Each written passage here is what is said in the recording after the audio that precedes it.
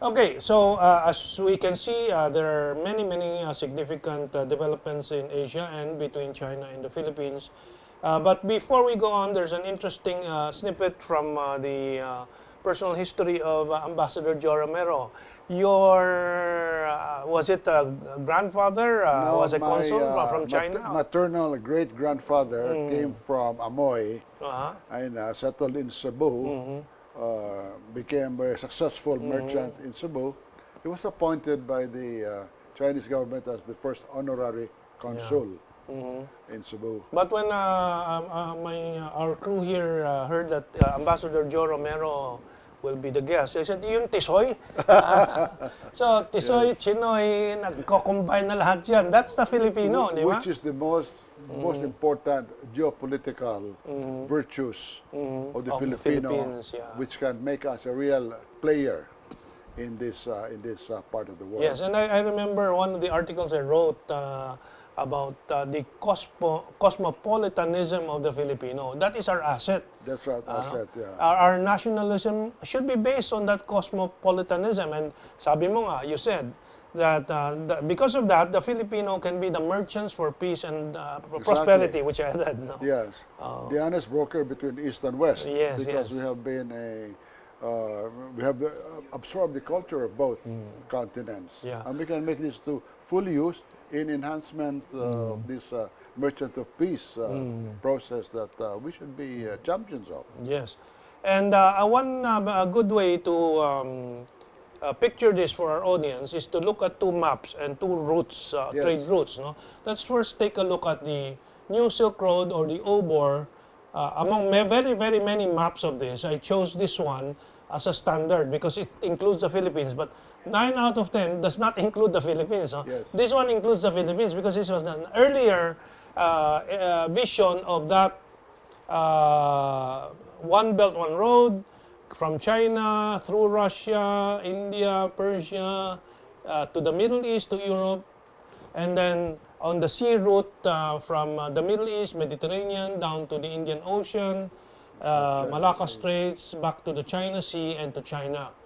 And in this map, the Philippines is included. You will see it on the extreme right of the screen. However, when the trouble started, this was removed.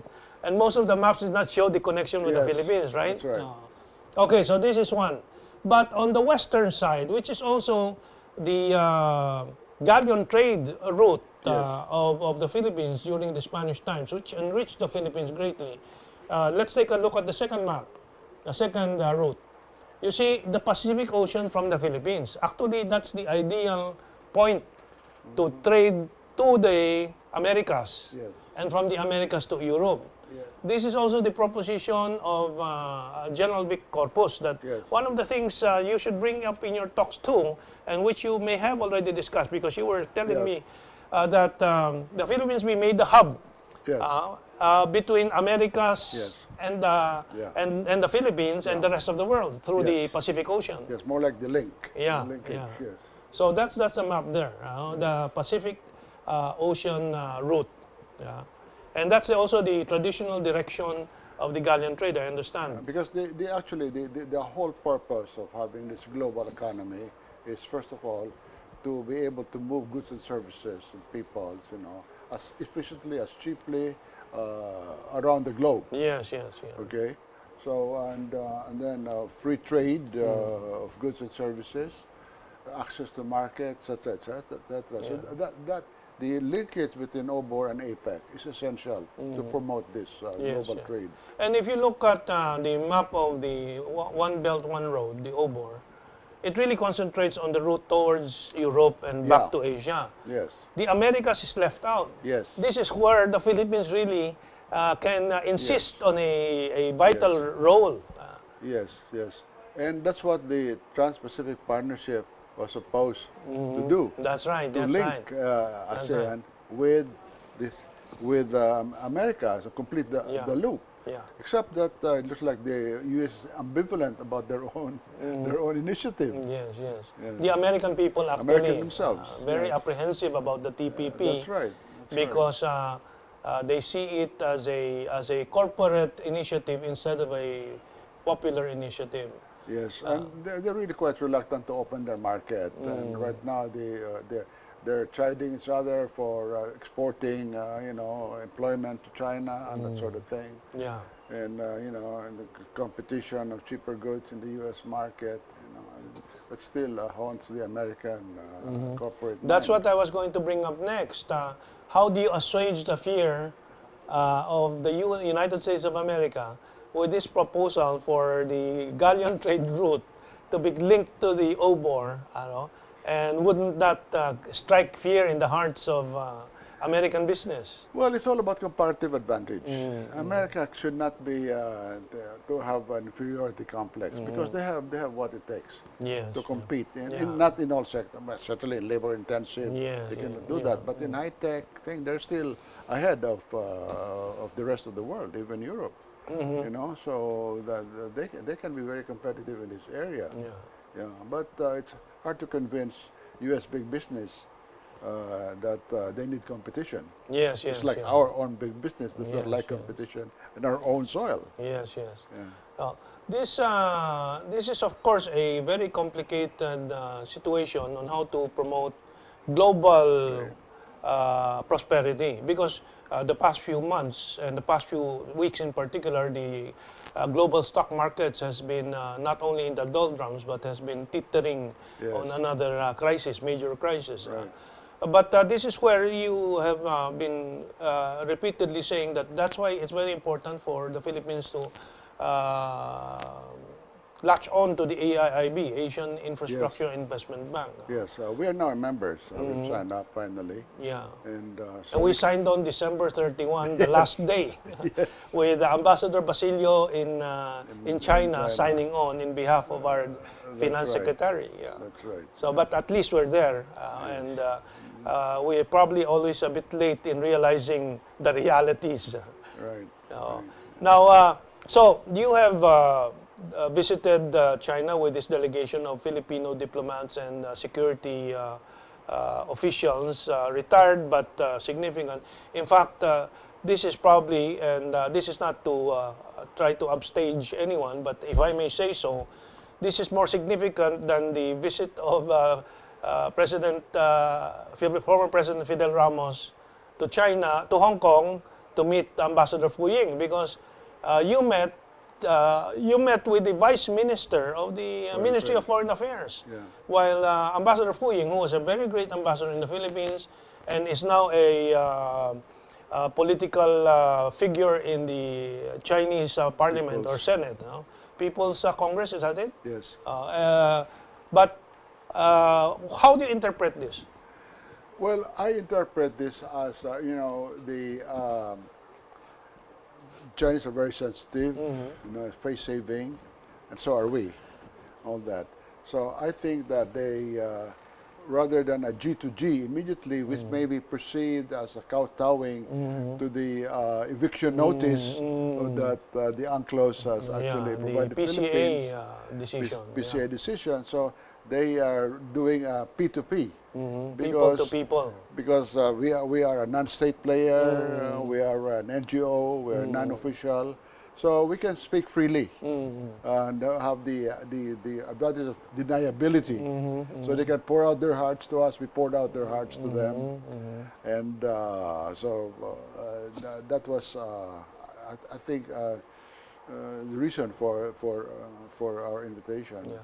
You had some beignets about your visit, and one of the things you noticed is that the Chinese would prefer diplomacy before legalities. Yes, Please explain that. They were telling us that the Western mind it begins with legal, diplomatic, and then war. Okay. This is sequencing, right? But they say their way is diplomacy and then legality and war if necessary. If it's necessary. Right. Yeah. So the ASEAN mind begins with friendship, trust, and confidence. Once you have that over a lot of kampai and a lot of laureates and everything else, it's easy to transact business. Yes, yes. but the legal approach is alien to them, which is Well, the we are a approach we took. nation of lawyers, so No, that's precisely that's what we told them. But we've been trained to but even in law, you have the rule of justice, the law of justice, and the law of equity.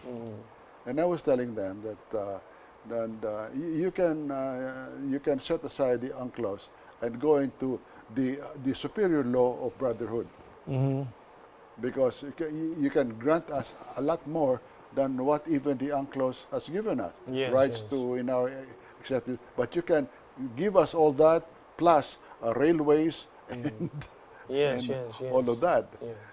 I think that resonated with them. And then, but this requires trust and confidence.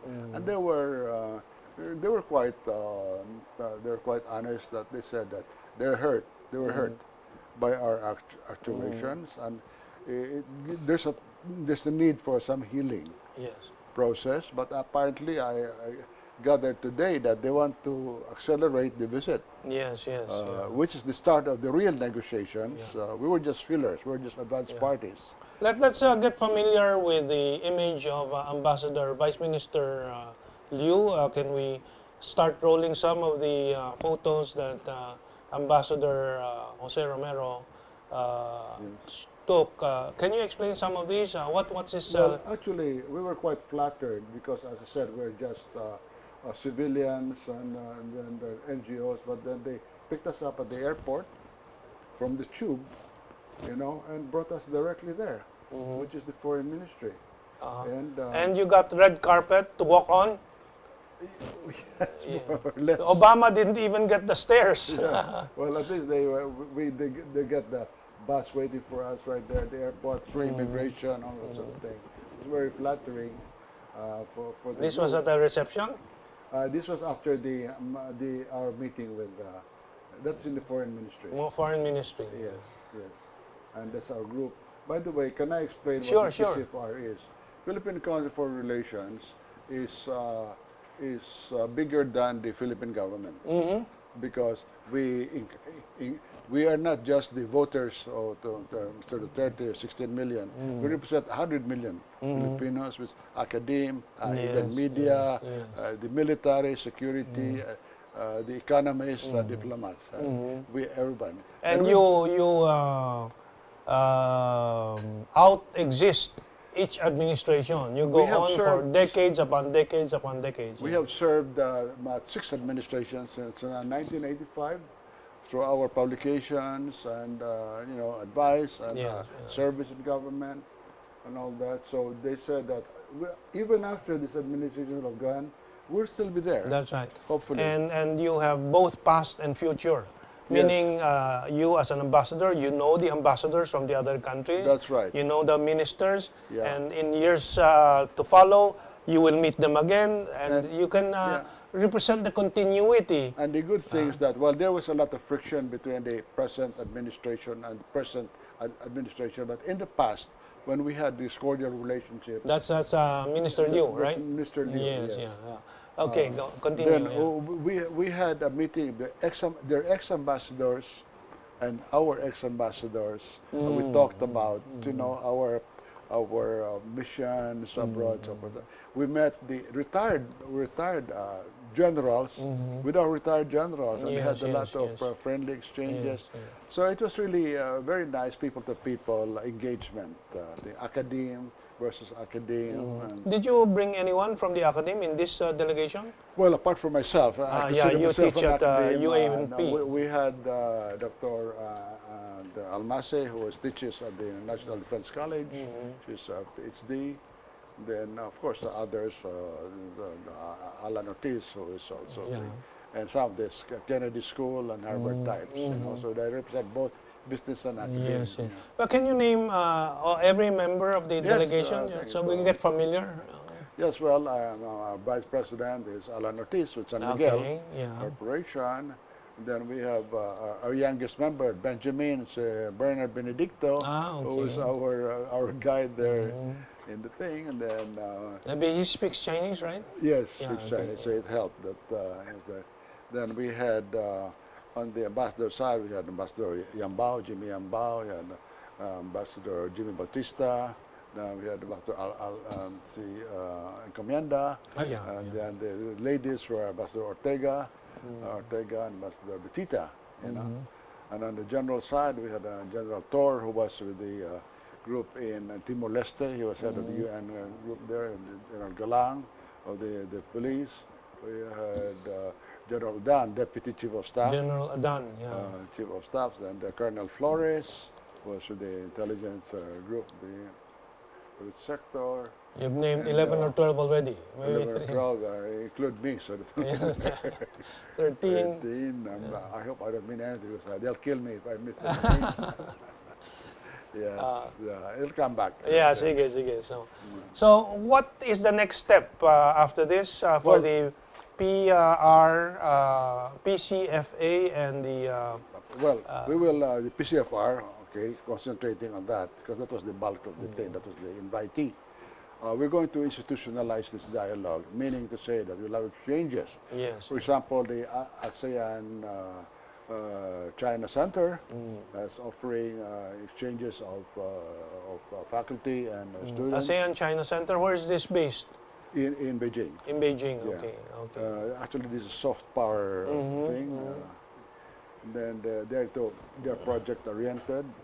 They do projects, etc. Yeah, well, the personalities you met with, of course, Vice Minister Liu, but you were mentioning a Mr. Wang or Mr. Wu?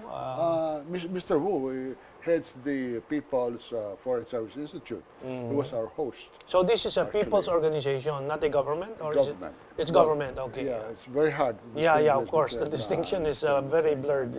But it's a very influential think tank. I think it is. So it's a think tank. It's a think tank for the Foreign Office. Thing. Then we have the China Institute for Strategic Studies. And there again, we had a lot of discussion there with them, because I also come from a think tank, the Center of Research and Communication. Yes. And CRC. we had the War College, or National Defense College. That's right, Defense College. Here. So a lot of spirited exchanges with them, and we want to institutionalize this. We have actually students there. We have PhD students there in China, as you know, and they're here also. So we want to expand this relationship more thing, because I was telling them, be quite honest, we are here to remove misperception. Yes. Your perception is that you're a bully, and your perception of us probably is that we are a puppet of someone. Yes. You know, so I think through that continued dialogue, because we're actually very close to each other. Yeah. I mean, I think Manila is closer to Hainan than Manila is to Davao. Yes. And you know, I mean, it's ridiculous that we've been engaged to each other commercially and culturally and so forth for the last 1,000 years, and yet we don't seem to know each other. Yes. So. Yeah. Well, this was a very giant step, the visit of your delegation to China, and I understand you will be arranging for them to yes, we are arranging visit for them also to here. To visit with us. Yes, and they're very interested actually. They have a very soft spot for the Filipinos. Yes, definitely. Yes. Very soft spot for the Filipinos, and it's unfortunate that we have all of this thing between us. You know, this legal thing, which we're very confident over time, maybe not immediately, because we want wounds to heal thing. Well, if President Fidel V. Ramos, the trip there and visit broke the ice, well, you're warming up the relations now. And well, since they broke the ice, we're looking for the salmon under. Okay. Yes.